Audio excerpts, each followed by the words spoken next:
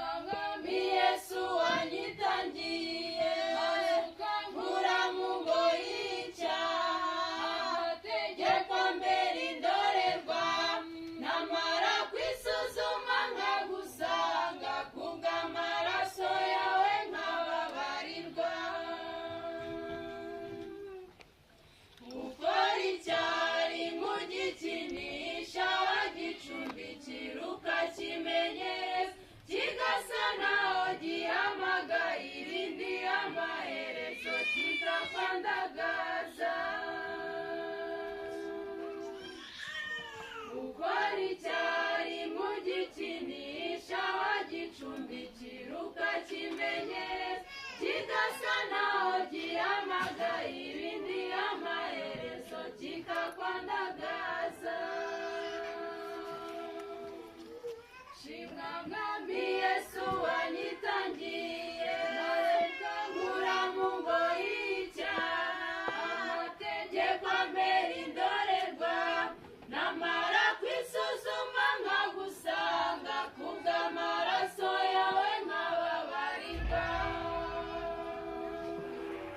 Shimwa Mwami Yesu wanyitangiye nkura mu ngoyi y'icyaha, amategeko ambera indorerwa, namara kwisuzuma nkagusanga, kubw'amaraso yawe nkababarirwa.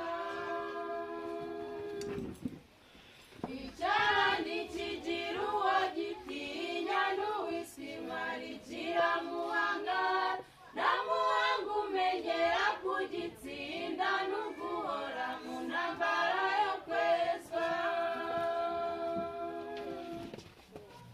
Icyaha ntikigira uwo gitinya, n'uwisima rikiramuhanga, nta muhanga umenyera kugitsinda, n'uguhora mu ntambara yo kwezwa.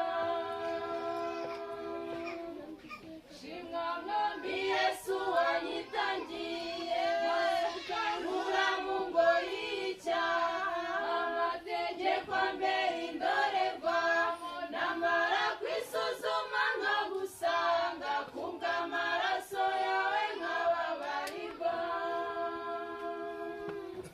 Shimwa Mwami Yesu wanyitangiye nkura mu ngoyi y'icyaha, amategeko ambera indorerwa, namara kwisuzuma nkagusanga, kubw'amaraso yawe nkababarirwa.